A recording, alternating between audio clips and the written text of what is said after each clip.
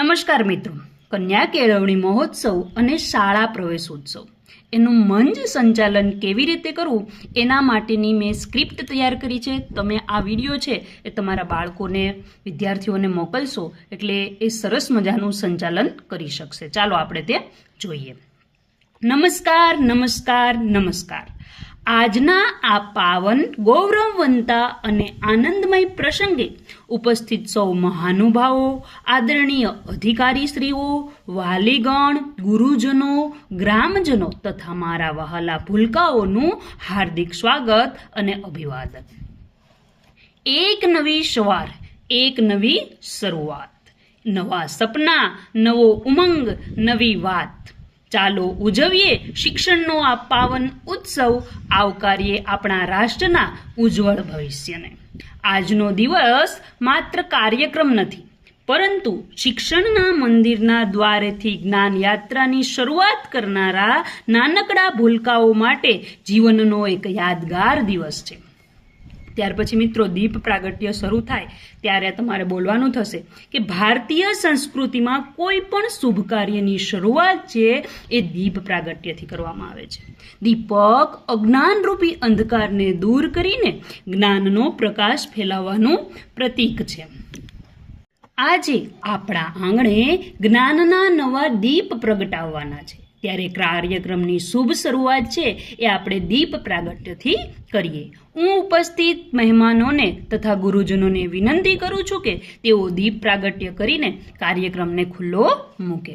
મિત્રો, દીપ પ્રાગટ્ય ચાલુ હોય ત્યારે આ શુભમ કરોતો વાળો શ્લોક છે એ વિદ્યાર્થીઓએ ગાવાનો છે. ત્યાર પછી પ્રાર્થના કાર્યક્રમ આવશે. તો પ્રાર્થના શરૂ કરાવીએ ત્યારે બોલવાનું કે દીપ પ્રાગટ્ય બાદ હવે આપણે ઈશ્વરની આરાધના દ્વારા કાર્યક્રમને આગળ વધારીશું. પ્રાર્થના મનને શાંતિ આપે છે અને આત્માને શક્તિ આપે છે અને જીવનને સાચી દિશા આપે છે. આપણે સૌ સમૂહમાં પ્રાર્થના ગાન કરીશું.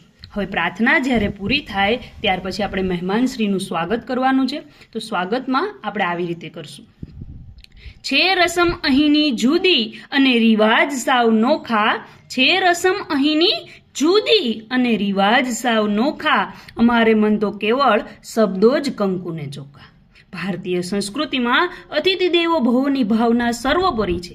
આજે આપણી વચ્ચે પધારેલા મહેમાનશ્રીઓનું પુસ્તક ભેટ આપી સ્વાગત કરીશું. પુસ્તક જ્ઞાન, સંસ્કાર અને પ્રગતિનું પ્રતીક છે. હું આદરણીય મહાનુભાવોને વિનંતી કરું છું કે તેઓ નવા પ્રવેશ મેળવનાર બાળકોને આવકારે અને તેમને શૈક્ષણિક કીટ અર્પણ કરે. ચાલો તાલીઓના ગડગડાટ સાથે આ નાનકડા ભૂલકાઓનું સ્વાગત કરીએ. મિત્રો, ત્યાર પછી સ્વાગત થઈ જાય, બાળકોને કીટ અપાઈ જાય ત્યાર પછી તમારે વિદ્યાર્થીનું વક્તવ્ય ગોઠવવાનું છે. અહીં અમારે શાળાની અંદર બેટી બચાવો બેટી પઢાવો એના વિશે વક્તવ્ય છે, એટલે મેં એને લગતી શાયરી લખી છે. મિત્રો, તમારે તમારી શાળાની અંદર જે પણ વિષય હોય, સ્વાસ્થ્યને લગતો હોય કે જે હોય, એના આધારે તમારે અહીંયા લખાણ કરવાનું છે. હવે વક્તવ્ય પૂરું થાય પછી એનો આભાર પ્રગટ કરવાનો છે. ત્યાર પછીનો મુદ્દો આવશે સન્માન સમારોહ, કે સાચું સન્માન તો કાર્યની સિદ્ધિ છે, મનુષ્યનો શ્રમ જ એને આપે છે શ્રેષ્ઠ પદ. હવે આપણે એવા વિદ્યાર્થીઓનું સન્માન કરવા જઈ રહ્યા છીએ જેમણે શૈક્ષણિક અને શૈક્ષણિક ક્ષેત્રે ઉત્તમ સિદ્ધિઓ પ્રાપ્ત કરી છે. મિત્રો, અહીં તમારી શાળાની અંદર જો કોઈ બાળકો સીઈટી છે, પીએસસી છે અથવા તો એનએમએમએસ છે, એવી કોઈ પણ એક્ઝામમાં પાસ થયા હોય તે વ્યક્તિઓનું તમારે સન્માન કરવાનું છે, વિદ્યાર્થીઓનું. ત્યાર પછી એ પૂર્ણ થાય એટલે તમારે તમારી શાળાની અંદર જે ધોરણવાર પ્રથમ, દ્વિતીય અને તૃતીય ક્રમે આવનાર વિદ્યાર્થીઓનું પણ સન્માન કરવાનું છે. અને ઇનામ વિતરણ પૂરું થાય ત્યાર પછી આપણે કહેવાનું છે કે આપ સૌ વિદ્યાર્થીઓનો ખૂબ ખૂબ અભિનંદન અને ઉજ્જવળ ભવિષ્ય માટે શુભેચ્છાઓ. ત્યાર પછી આવશે પ્રેરક ઉદ્બોધન, કે કેટલાક શબ્દો વર્ષો સુધી યાદ રહે છે અને જીવનની દિશા બદલી દેશે. આજના શુભ અવસરે આપ સૌને માર્ગદર્શન અને પ્રેરણા આપવા માટે આપણી વચ્ચે આદરણીય, અહીંયા જે સાહેબ ઉપસ્થિત હોય એનું નામ તમારે બોલવાનું છે, સાહેબશ્રી ઉપસ્થિત છે. હું સાહેબશ્રીને વિનંતી કરું છું કે તેઓ પોતાના પ્રેરક ઉદ્બોધનથી સૌને માર્ગદર્શન આપે. હવે ઉદ્બોધન એ લોકોનું પૂરું થાય, સાહેબ આપણને કંઈક માર્ગદર્શન આપી દે, ત્યાર પછી બોલશું કે ખૂબ ખૂબ આભાર સાહેબ, આપના પ્રેરણાદાયી વિચારો સૌના જીવનમાં નવી ઉર્જા અને નવી દિશા પ્રદાન કરશે.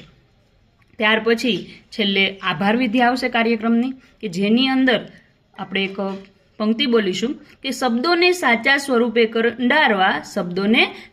સ્વરૂપે કંડારવા મૌનને આકાર હોવો જોઈએ. મૌનને આકાર હોવો જોઈએ. સૌ મિલનનો અંત આવે એ પહેલા આંખમાં આભાર હોવો જોઈએ. હું અમારા સાહેબ શ્રી, અહીંયા તમારે જે સાહેબ આભાર વિધિ કરવાના હોય એનું નામ બોલવાનું છે. મિત્રો, વિડીયો પસંદ આવ્યો હોય તો વિડીયોને લાઇક કરજો, તમારા અન્ય મિત્રો સુધી શેર કરજો. ફરી મળીશું એક નવા જ વિડીયો સાથે. આભાર.